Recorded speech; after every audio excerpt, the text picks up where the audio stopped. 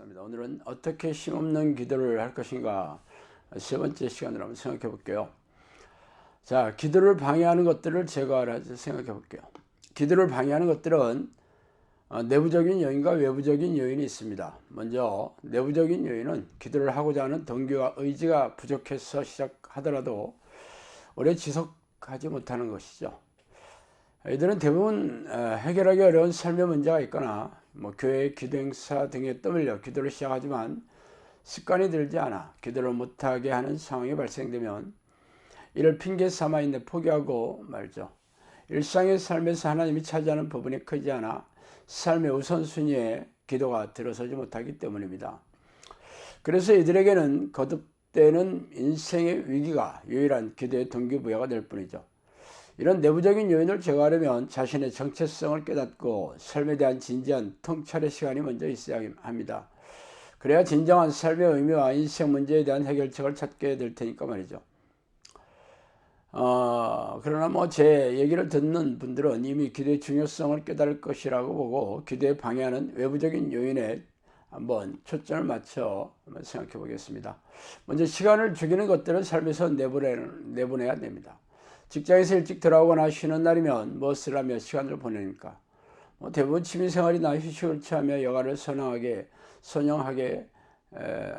보낼 것이죠. 그렇지만 건강을 위한 운동이나 건전한 취미생활을 위한 시간 죽이기를 하고 있다면 즉각 삶에서 이를 몰아내야 합니다. 보통 사람들은 시간 죽이기를 하는 대상은 TV나 영화, 혹은 인터넷 서핑이나 스마트폰 게임 등을 하는 게 주류일 것입니다. 영화나 드라마, 게임 등은 재미에 초점을 맞춰져 있기 때문에 보기 시작하면 끝날 때까지 자리를 뜰 수 없죠. 이런 것들을 계속 즐기고 싶다면 힘없는 기도는 꿈도 꾸지 말아야겠죠. 평소 회사 일이나 공부로 인해 기도할 시간이 부족할 터인데 쉬는 시간에도 이런 행위로 시간을 보낸다면 결코 기도할 시간을 낼 수 없습니다. 아무런 생각 없이 늘 하던 습관들을 하루아침에 고칠 수는 없겠죠. 그러나 기도조차 의무적으로 여긴다면 오래 유지할 수가 없습니다. 그러므로 기도가 주는 평안과 기쁨이 TV나 컴퓨터가 주는 재미를 넘어서는 그날까지 끝없는 싸움을 벌여야겠죠. 그래서 힘없는 기도 습관을 들이려면 적어도 3년 이상의 기간이 필요한 이유입니다. 수많은 실패와 시행착오를 겪겠지만 포기하지 않고 다시 도전한다면, 그런 마음을 잊지 않는다면 이 싸움은 이기는 시합이에요. 왜냐하면 하나님이 도와주시기 때문이죠. 여유 시간이 난다면 텔레비전이나 컴퓨터를 켜는 유혹에서 벗어나 조용한 방에 들어가 문을 닫아 걸고 기도를 시작하는 습관을 들이세요. 아무리 재밌는 드라마나 영화가 유혹하더라도 일단 기도를 시작해서 5분간만 버티면 이기는 싸움을 할 수 있습니다. 시간을 죽이는 것이 TV나 스마트폰 혹은 컴퓨터만 있는 게 아니죠. 어떤 이는 카톡이나 인터넷 게임 등을 하느라고 정신이 빠져 살거나 살 것도 없는데 백화점이나 쇼핑몰에 습관처럼 이렇게 가는 이들도 있어요. 어떤 사람은 시간만 나면 침대에 눕는 사람도 있죠. 피곤하거나 부족한 잠을 보충하는 것이 아니라 낮잠을 즐기는 것이 취미라면 이 역시 청소해야 될 목록입니다. 혹은 날 인터넷 바둑이나 무협지로 날밤을 새는 이들도 예외는 아니겠죠. 어디 그뿐입니까? 건전한 취미생활이 아니라 휴일만 되면 낚시터에 살다시피 하고 등산이나 운동을 알게 된 사람들과 사귀느라 휴일을 온통 바치는 사람들도 예외는 아닙니다. 힘없는 기도에 성공하려면 시간을 잡아먹는 이러한 행위들을 눈 딱 감고 단호하게 끊어야 합니다. 성경에서 하나님은 질투의 하나님이시라고 자신을 소개한 것을 기억해 보세요. 그러기에 기도할 시간이 없다고 손을 내두르면서 단지 즐거움을 위해 보내는 시간들은 아까워하지 않는다면 하나님의 도움은 기대하지 말아야 할 것입니다. 그 다음으로 기도할 마음을 빼앗는 것들을 경계해야 합니다. 시간이 없어서도 아니고 간절히 구해야 할 문제가 없어서 기도를 하지 않고 있는 것은 더욱 아닙니다. 단지 기도할 마음이 들지 않아서죠. 기도는 하고 싶은데 마음이 쓰레기통 같아서 도저히 기도할 마음이 내키지 않는 것이죠. 억지로 기도해보지만 집중도 안 되고 잡념만 쏟아져 들어오는 것을 이미 많은 경험이 있을 것입니다. 기도에 몰입하려면 마음이 하나님께로 활짝 열려야 가능하죠. 그렇지만 아무리 기도하려고 했어도 굳게 닫힌 마음이 도저히 열리지 않는다면 기약 없는 시간을 보내며 업문이 다시 열릴 때까지 무작정 기다릴 수밖에 없습니다. 기도를 방해하는 암적인 존재들은 걱정과 염려, 의심, 회의 등이 있겠죠. 이러한 생각은 중독성이 강해 이미 들어오면 쫓아내는 것이 여간 힘든 게 아니에요. 걱정과 의심은 믿음이 상대적인 것이라 먼저 견고한 믿음을 쌓는 과정에 오랜 시간이 필요합니다. 평소에 성경 말씀을 꾸준히 읽고 묵상하며 성경적이고 감동을 주는 설교자의 설교를 즐거들으며 쉬지 않는 기도로 깊은 하나님과 교제를 맺어야 믿음이 견고해지죠. 또한 세상 환경이 주는 두려움과 발생할 확률이 거의 없는 쓸데없는 걱정과 염려라면 사탄이 틈을 타서 영향력을 미치고 있는 상태입니다. 이럴 때는 성령님을 반복적으로 부르며 예수님의 이름으로 사탄의 존재를 쫓아내야겠죠. 하나님을 계속 찾으려 성령님의 도우심을 요청하면 쉽게 두려움과 걱정이 사라지기도 하지만 집에는 맴돌다가 다시 들어오는 경우도 흔해요. 이럴 때는 시간이 오래 걸리더라도 반복적으로 하나님의 이름을 부르며 집중해서 성령이 내주하시기를 거듭 요청해야 합니다. 그게 아니라면 계속 예수 피를 부르면서 귀신의 공격을 쫓아내야겠죠. 마음속에 분노가 가득 고여있고 짜증이 턱에 차있을 때도 기도하기 어렵습니다. 눈을 감으면 강렬하게 생각을 사로잡고 있는 것들이 하나님께로 집중을 방해하고 있죠.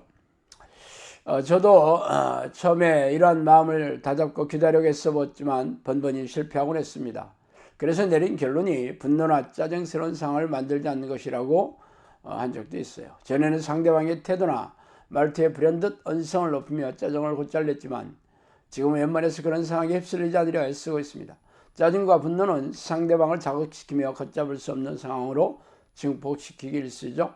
게다가 감정이 극도로 민감한 상황에서는 사소한 말 한마디라도 상대방에게 깊은 상처를 입힐 수 있습니다. 예기치 않게 독서를 불쑥 내뱉었더라면 후회스럽지만 대단께 이미 늦었죠.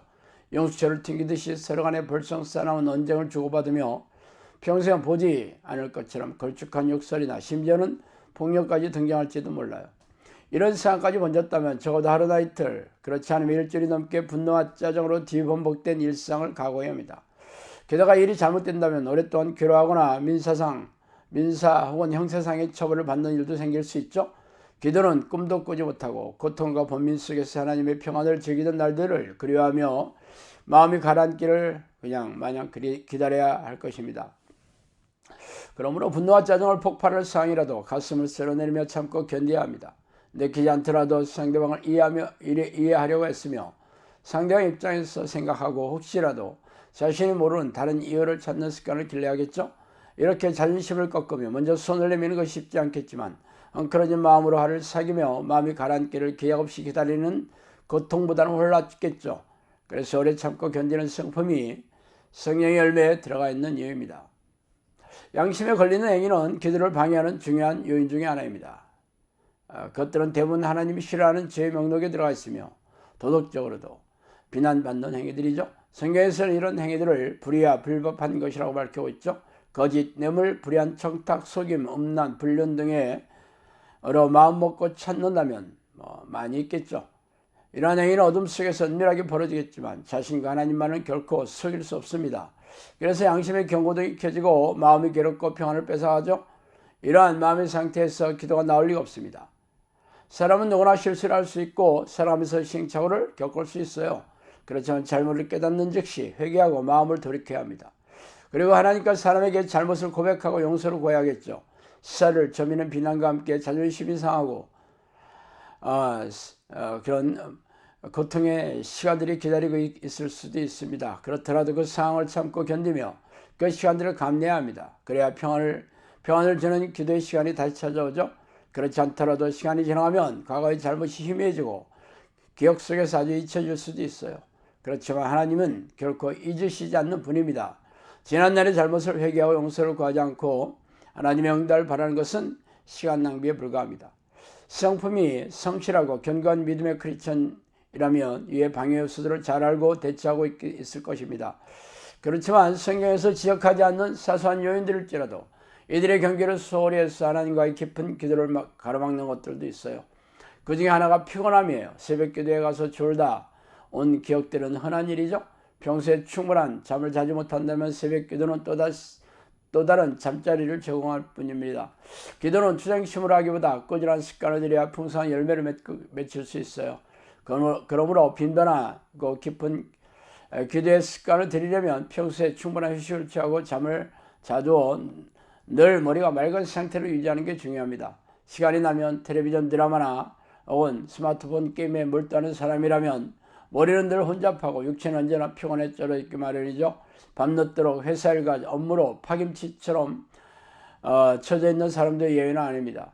깊고 친밀한 기도 시간을 위해 모든 에너지를 죄다 소모하도록 내버려둬서는 안 됩니다. 틈틈이 충분한 잠과 휴식으로 언제나 머리가 맑은 상태를 유지해야 쉼없는 기도의 습관을 들일 수 있겠습니다.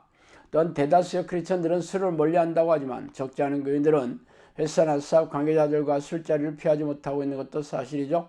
적당한 술은 성경에서 금하고 있지는 않지만 술을 과다하게 마시면 숙면을 방해하여 아침에 일어나도 몸은 피곤한 상태입니다. 잠에서 깨어나도 약간의 알코올이 체내에 남아있다면 머리를 멍하게 하기 때문에 깊은 기도를 방해하죠. 이래저래 술은 크리스천들이 경계하고 금지해야 될 품목입니다. 자, 오늘은 여기까지 하겠습니다. 감사합니다.